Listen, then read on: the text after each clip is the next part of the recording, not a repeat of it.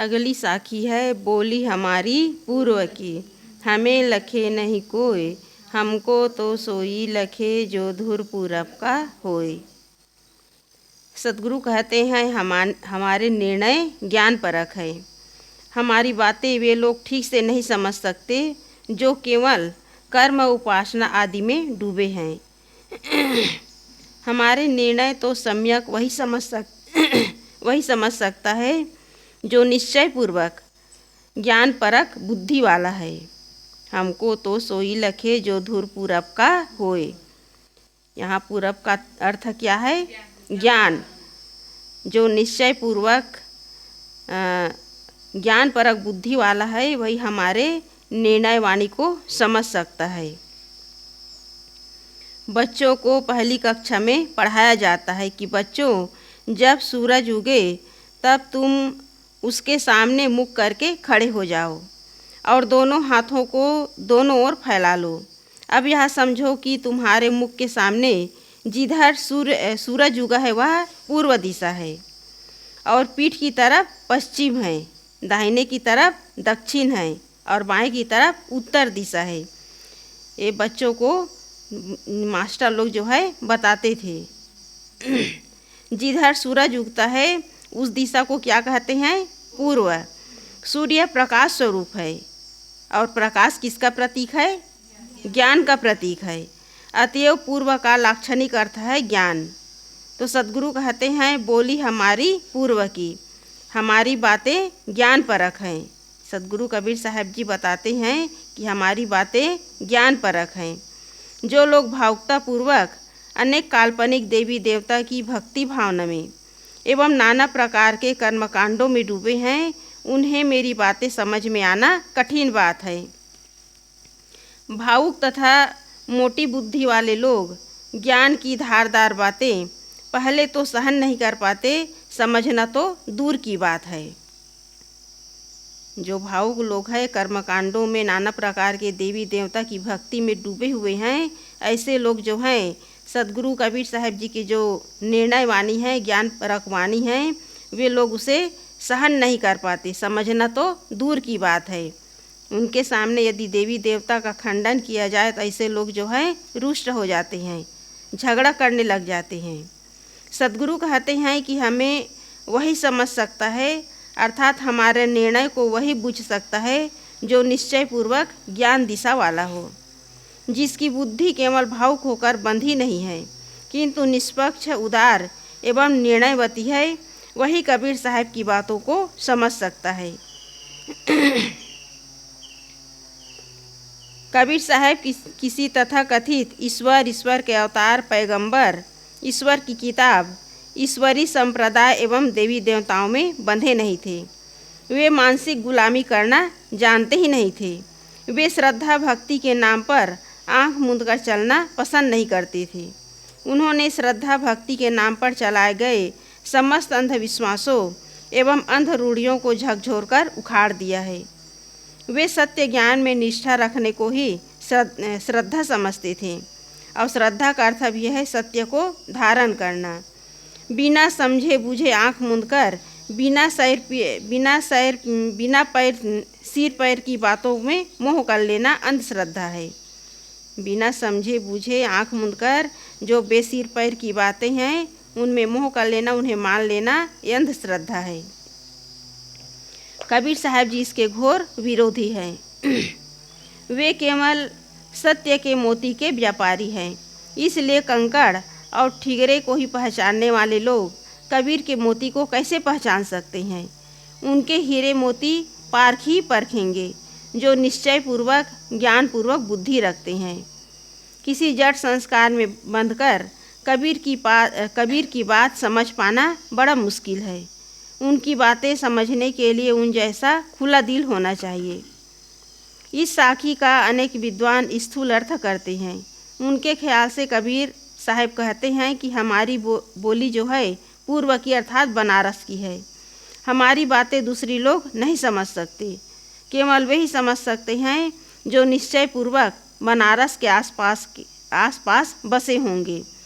तो विद्वान लोग इसका स्थूल अर्थ लगाते हैं। इसका जो सूक्ष्म अर्थ है इसे अन्य लोग समझ नहीं पाते, इसके स्थूल अर्थ को, लाक्षणिक अर्थ को लोग समझ नहीं पाते, केवल बाहरी अर्थ लगाते हैं कि जो पूर्व में जो बनारस हैं वहीं बसे हैं और वहीं बसने वाले लोग जो है कबीर साहब की वाणी को समझ सकते हैं। तो सदगुरु कहते हैं कि उक्त अर्थ बहुत छिछला है। संत की वाणी सार्वभौमिक होती है, वो किसी देश काल और परिस्थिति से बंधे नहीं होते। तो सदगुरु कबीर साहब जी की वाणी जो है सार्वभौमिक है और कबीर जैसे सार्वभौमिक चिंतक की वाणी स्वाभाविक ही सार्वभौमिक है। सदगुरु कहते हैं देश विदेशे हूँ फिरा। तो सदगुरु कबीर साहब जी केवल बनारस में रहकर अपनी वाणी का प्रचार प्रसार नहीं किए हैं, वो तो भारत में सब जगह गए हैं, कहीं देहात में, कहीं जंगल वीरान में, तो कहीं गांव बाजार में, जहाँ तहाँ सदगुरु कबीर साहब जी घूमते रहे और अपना प्रचार प्रसार करते रहे, वाणी का प्रचार प्रसार करते रहे, लोगों को जगाते रहे। प्रत्यक्ष ही उसकी वाणी आज पूरा भारत समझ रहा है और पूरा विश्व समझने का प्रयत्न कर रहा है। अतएव यह अर्थ उपयुक्त नहीं है। फिर भी बनारस पूर्व कैसे हैं? राजस्थान, पंजाब, हरियाणा, दिल्ली आदि के ख्याल से बनारस पूर्व है, परंतु बिहार, बंगाल आदि के ख्याल से पश्चिम है, नेपाल से दक्षिण तथा मध्य प्रदेश और मद्रास आदि से उत्तर है। दिशाएं देश सापेक्ष होती है, दिशाएं अपने आप में स्वतंत्र नहीं हैं, इसलिए बनारस का अर्थ पूर्व होगा तो सापेक्ष ही, फिर बनारस पश्चिम, उत्तर, दक्षिण भी होगा। अतएव ज्ञान ही पूर्व है। ज्ञान परक बुद्धि वाले ही कबीर साहब की वाणी को पूर्णतया समझ सकते हैं। और यही इस साखी का अर्थ है कि जो इस पारखी हैं, जो सूक्ष्म बुद्धि वाले हैं, जो अंधविश्वास और अनेक प्रकार के कर्म कांड में उलझे नहीं हैं, वही लोग जो है सदगुरु कबीर साहब जी की वाणी की पहचान कर सकते हैं।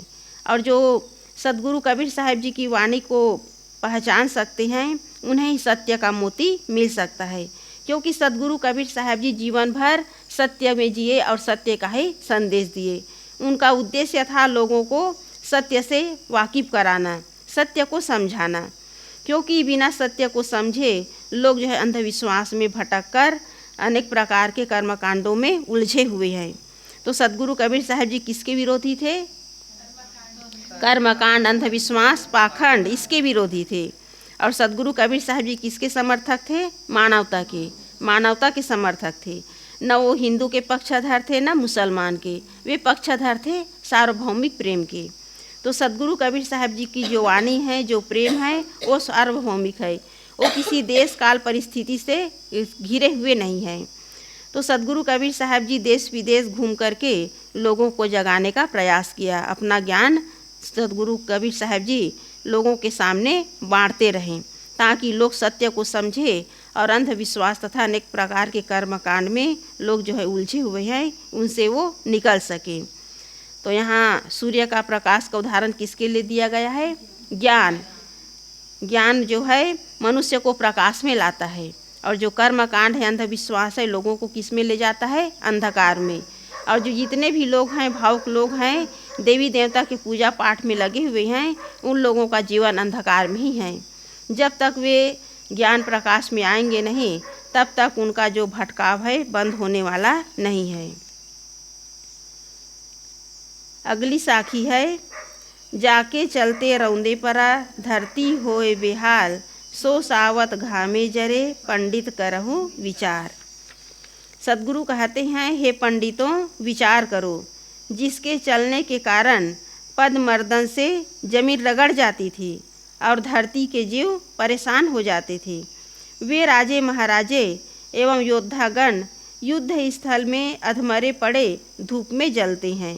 सो सावत घामे जरे, पंडित करहु विचार। बड़े बड़े राजे महाराजे जिन्हें अपने बल का और अपने सेना बल का बड़ा घमंड था, वे अंतिम समय में अधमरे धूप में पड़े जल रहे हैं, कोई पानी पिलाने वाला नहीं है।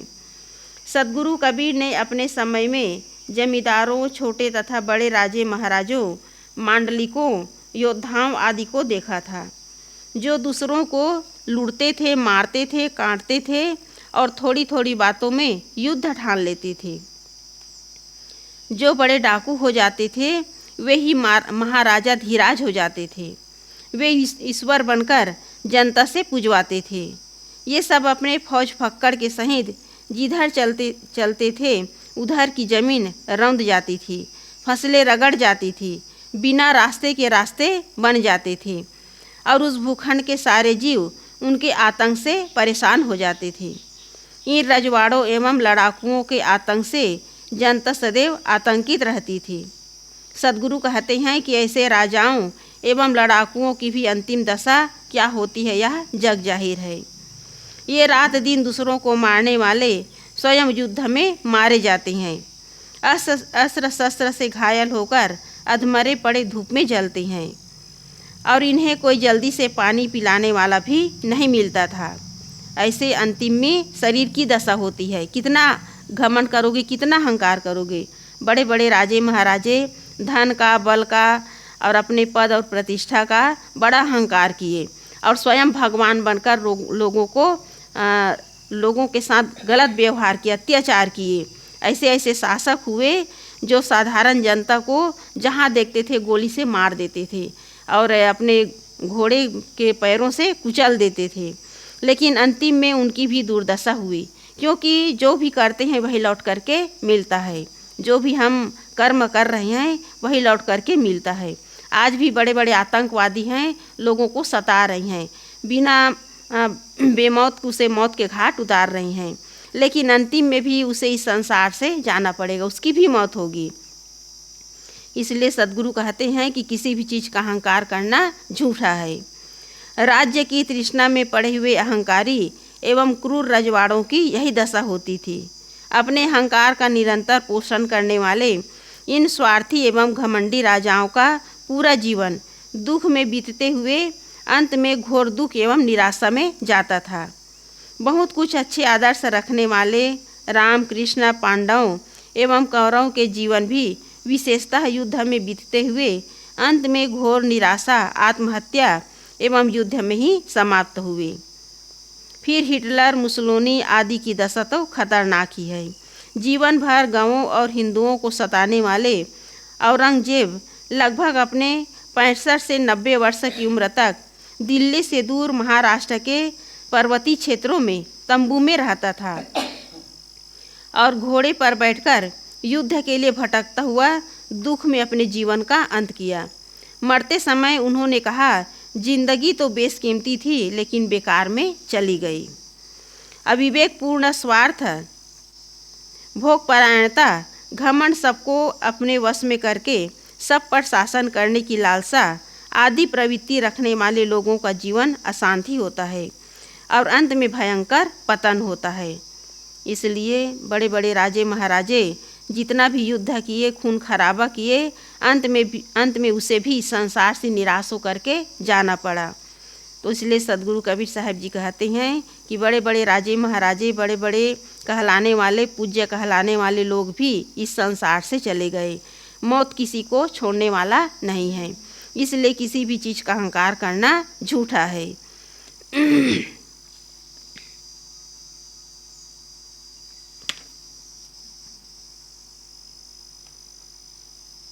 तो सदगुरु इस साखी में बता रहे हैं कि संसार में अच्छे आदर्श वाले लोग भी आए, लेकिन अंत में उन्हें भी निराश होकर के संसार से जाना पड़ा।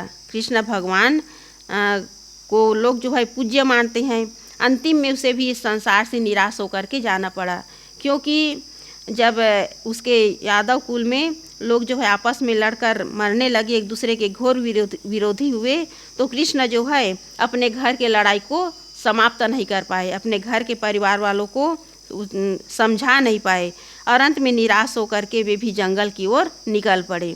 इसलिए यहाँ सदगुरु कबीर साहब जी इस साखी के माध्यम से ही समझाना चाहते हैं कि बाहर की लड़ाई झगड़ा से किसी का लाभ होने वाला नहीं है। इसलिए असली चीज़ है अपने अंदर के जो विकार है उसे हटाना, उसके लिए लड़ना, अपने विकारों को समाप्त करने के लिए अपने अंदर आंतरिक लड़ाई करना। जो अपने विकारों को, अपने मन को वश कर लेता है वही असली अपने जीवन में जीत हासिल करता है। बाहर लड़ाई करने वाले और जीतने वाले लाखों लोग आए और चले गए, लेकिन उनके हाथ कुछ नहीं लगा। जो अपने आप से लड़ता है, अपने विकारों से लड़ता है, वही अपने जीवन में सुख और शांति को प्राप्त करता है।